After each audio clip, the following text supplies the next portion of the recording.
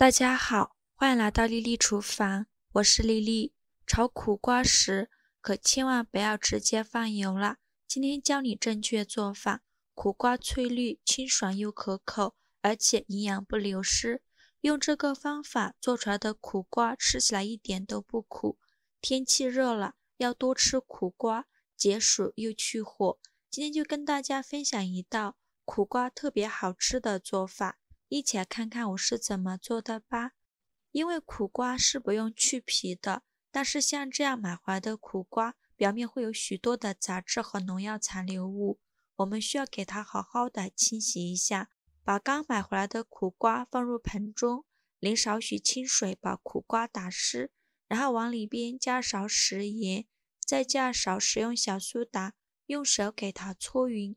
这里加食盐呢，神有杀菌的作用。小苏打属于碱性物质，能很好的去除苦瓜表面的杂质和农药残留物。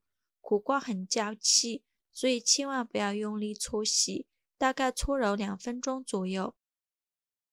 再倒入适量的清水没过苦瓜，把苦瓜清洗干净，把表面的小苏打和食盐清洗掉。清洗一遍之后，给它控水捞出，再放入另外一盆清水中，给它多清洗几遍。洗净后控水捞出，直接放到案板上，用刀把苦瓜的头和尾去掉。接着把苦瓜对半切开，然后再拿出一个勺子过来，用勺子把苦瓜中间的这层瓜瓤给它刮除掉。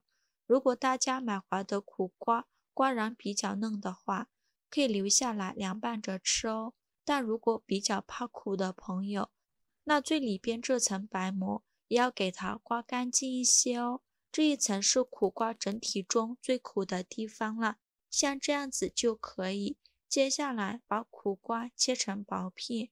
苦瓜的营养非常的丰富，苦瓜中富含丰富的维生素 C、胡萝卜素、蛋白质、锌、铜、维他命 A 等多种微量元素，能有效增强机体抵抗力。现在天气越来越热，我们可以多吃一些苦瓜，对身体好处很多。切好的苦瓜放入一个大一点的碗中，然后加入白糖腌制。这一步很多人都会选择用食用盐，其实这样是不对的。白糖酸比食用盐脱水能力弱，但是不会让苦瓜变软，失去脆爽的口感。同时甜味还能综合苦瓜的苦味，酸微苦，但是余味清甜。后期调味也完全不影响它的口感。接下来我们准备小把木耳，加一点点白醋，加速木耳的泡发，跟着加入40度左右的温水，用筷子搅拌搅拌，把木耳放一旁泡发备用。这个时间我们来切一点配菜，准备半根去皮的胡萝卜，给它切细刀，切成小段，然后再改刀切成菱形片，这样切出来的薄片呢也会好看。切好之后装入盘中备用。接下来再准备几瓣大蒜，给它切成蒜片。切好之后装入盘中，接着再准备3个鸡蛋，将它打入一个小碗中，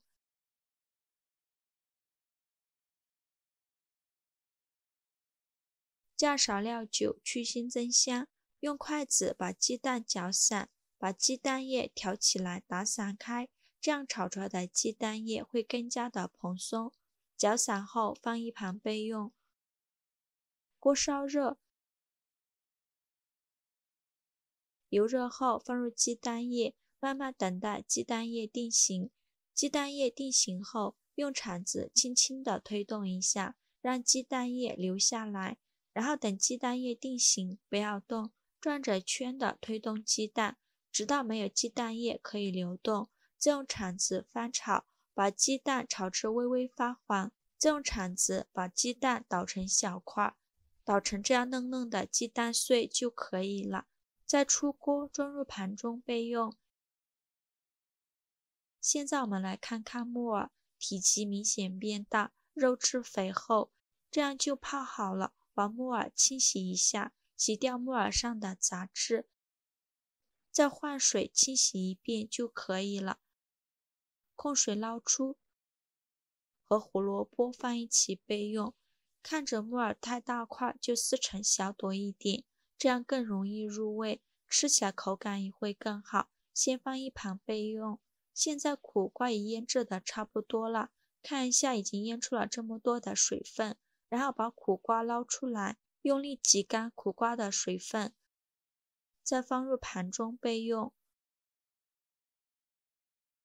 锅中水提前烧开，往里边加入少许的食用油，再加2勺食盐入一个底味，用铲子搅拌均匀，然后把苦瓜放入锅中。